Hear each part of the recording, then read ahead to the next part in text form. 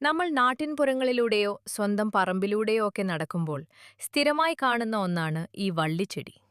ചിലയിടങ്ങളിൽ ഇതിനെ പാടത്താലി എന്ന് വിളിക്കും. മറ്റു ചിലർ പാടവള്ളി എന്നും താലിവള്ളി എന്നുമൊക്കെ പറയും.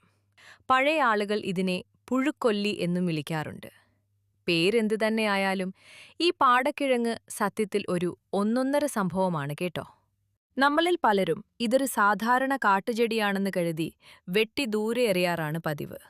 എന്നാൽ ആയുർവേദത്തിൽ ഇതിനൊരു അമൃതിന്റെ സ്ഥാനമാണ് നൽകിയിരിക്കുന്നത് എന്ന് എത്ര പേർക്കറിയാം? വെറുതെ പറയുന്നതല്ല. തലവേദന മുതൽ വിട്ടുമാറാത്ത അലർജികൾക്കും വയറ്റിലെ അസുഖങ്ങൾക്കും വരെ ഒരൊറ്റ മൂലിയായി ഉപയോഗിക്കാൻ പറ്റിയ ഒരു കിടിലൻ ഔഷധമാണിത്. ഇത് നമ്മൾ വെറുതെ പറയുന്ന നാട്ടുവിദ്യകൾ മാത്രമല്ല കേട്ടോ. ആയുർവേദത്തിലെ ഏറ്റവും പ്രമാണ ഗ്രന്ഥങ്ങളായ ഭാവപ്രകാശത്തിലും ധന്വന്തരി നിഘണ്ടുവിലും ഇതിനെക്കുറിച്ച് വളരെ കൃത്യമായി എഴുതിവെച്ചിട്ടുണ്ട്. ആ ശ്ലോകങ്ങളുടെ അർത്ഥം കൂടി അറിഞ്ഞാലേ ഇതിന്റെ യഥാർത്ഥ പവർ നമുക്ക് മനസ്സിലാകൂ.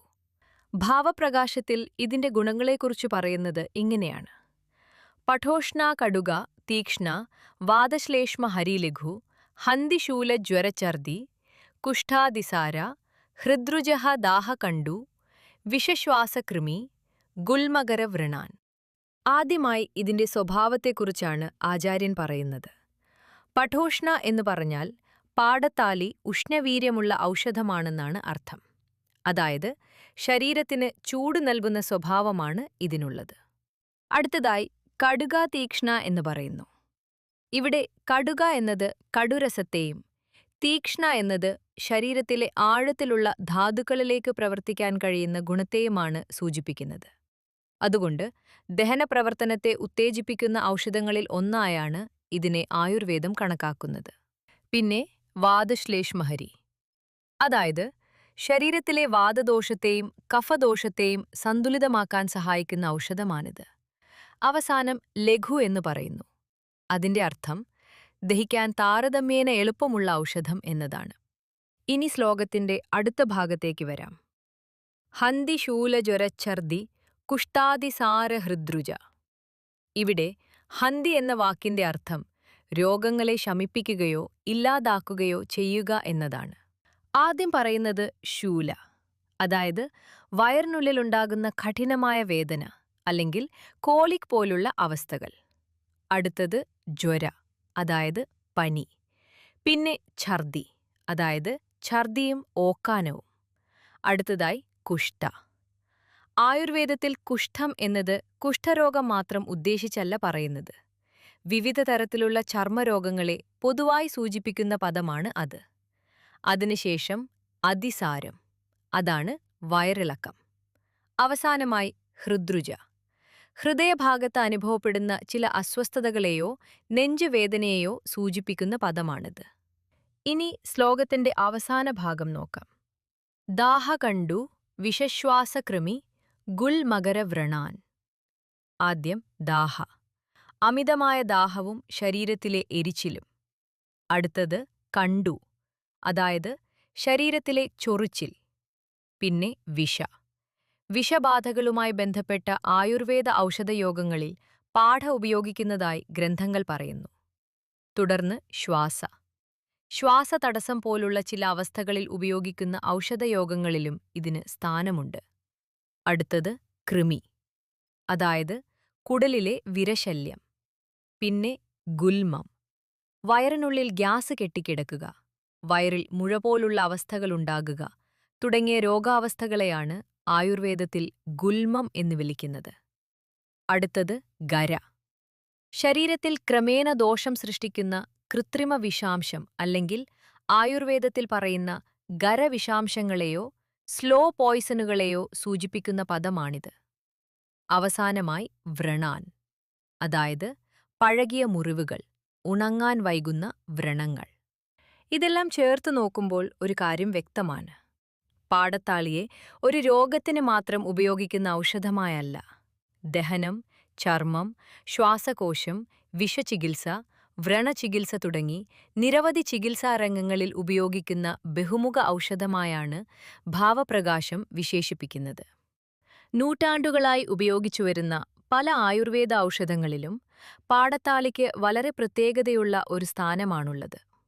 പഠാതി ഗുളിക, നിംബാമൃതാസവം, ഗുഗ്ഗുലുതിക്തഘൃതം, ആരഗ്വധാതി കഷായം, ഹിങ്വാദി ഗുളിക, പിപ്പല്യാസവം, ദുരാലഭാരിഷ്ടം, പഠാതി കഷായം, പഠാതി ചൂർണം, പഠാതി തൈലം.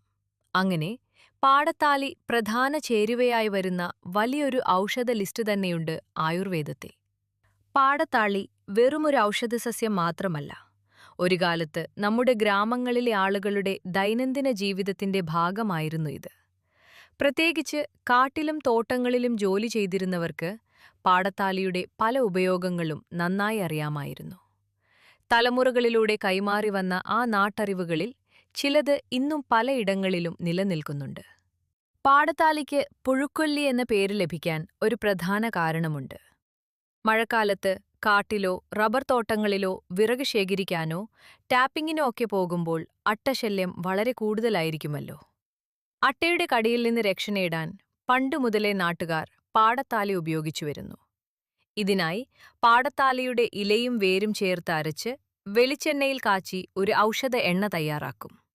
കാട്ടിലേക്ക് പോകുന്നതിനു മുൻപ് ഈ എണ്ണ കാലുകളിലും കണങ്കാലിനും ചുറ്റും പുരട്ടിയാൽ അട്ട അടുക്കില്ലെന്നാണ് നാട്ടുവിശ്വാസം. പാടത്താലിയുടെ ഗന്ധമോ അതിലെ ചില പ്രകൃതിദത്ത ഘടകങ്ങളോ അട്ടയെ അകറ്റാൻ സഹായിക്കുമെന്നാണ് കരുതപ്പെടുന്നത്. ഗ്രാമപ്രദേശങ്ങളിൽ മറ്റൊരു രസകരമായ പാരമ്പര്യവുമുണ്ടായിരുന്നു. പശു പ്രസവിച്ചാൽ പശുക്കിടാവിന് ആദ്യമായി തിന്നാൻ കൊടുക്കുന്ന ഇലകളിൽ ഈ പാടത്താലിയും ഉൾപ്പെടുത്തിയിരുന്നു. ഇത് കിടാവിന്റെ ദഹനത്തിനും ആരോഗ്യത്തിനും വളരെ നല്ലതാണെന്ന വിശ്വാസമാണ് ഇതിനു പിന്നിൽ. ഇതൊരു നാട്ടുപാരമ്പര്യമായി ഇന്നും ചിലയിടങ്ങളിൽ തുടരുന്നുണ്ട്. പണ്ടുകാലത്ത് ഇന്നത്തെ പോലെ കെമിക്കൽ നിറഞ്ഞ ഷാംപൂകൾ ഇല്ലാതിരുന്നപ്പോൾ നമ്മുടെ മുത്തശ്ശിമാർ പ്രകൃതിദത്ത താളികളെയാണ് ആശ്രയിച്ചിരുന്നത്. അവയിൽ ഏറ്റവും പ്രധാനപ്പെട്ട ഒന്നായിരുന്നു പാടത്താളി. ഇതിന്റെ ഇലകൾ പറിച്ച് വെള്ളം കൂട്ടി നന്നായി ചതച്ചെടുത്താൽ നല്ല ഒന്നാന്തരം താളി കിട്ടും. ഇത് തല നന്നായി വൃത്തിയാക്കാനും മുടിക്ക് സ്വാഭാവികമായ മൃദുത്വവും തിളക്കവും നൽകാനും സഹായിക്കുമെന്നാണ് പഴയവർ പറയുന്നത്. കൂടാതെ താരൻ, തലയോട്ടിയിലെ ചൊറിച്ചിൽ, ചെറിയ കുരുക്കൾ തുടങ്ങിയ പ്രശ്നങ്ങൾ കുറയ്ക്കാനും ഈ പാടത്താലിയുടെ താളി പണ്ടേ ഉപയോഗിച്ചിരുന്നു. പക്ഷേ പാടത്താലിയുടെ ഗുണങ്ങൾ ഇതുകൊണ്ട് തീരുന്നില്ല കേട്ടോ. ഇതുവരെ നമ്മൾ പറഞ്ഞത് ഭാവപ്രകാശത്തിൽ ആചാര്യൻ ഭാവമിശ്രൻ വിവരിച്ചിരിക്കുന്ന ഗുണങ്ങൾ മാത്രമാണ്. അതിനപ്പുറം ധന്വന്തരി നിഘണ്ടുവിലും പാടത്താലിയെക്കുറിച്ച് വളരെ പ്രധാനപ്പെട്ട വിവരങ്ങൾ പറയുന്നുണ്ട്. അതിലെ ഔഷധഗുണങ്ങളും പ്രയോഗങ്ങളുമൊക്കെ വിശദമായി പറഞ്ഞാൽ ഈയൊരു വീഡിയോ മതിയാകില്ല. ഈ ചെറിയ വീഡിയോയിൽ പറഞ്ഞത് ഈ സസ്യത്തിന്റെ ഗുണങ്ങളിൽ ചിലത് മാത്രമാണ്.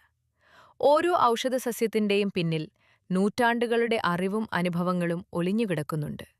ഈ സസ്യത്തെക്കുറിച്ചുള്ള കൂടുതൽ വിവരങ്ങൾ, ആയുർവേദ ഗ്രന്ഥങ്ങളിലെ പരാമർശങ്ങൾ, ആധുനിക ഗവേഷണങ്ങൾ പറയുന്ന കാര്യങ്ങൾ, പരമ്പരാഗത ഔഷധപ്രയോഗങ്ങൾ, വീട്ടിൽ ചെയ്യാവുന്ന ചില ലളിതമായ ഉപയോഗരീതികൾ എന്നിവയെല്ലാം ഞാൻ എൻ്റെ ബ്ലോഗിൽ വളരെ വിശദമായി എഴുതിയിട്ടുണ്ട്.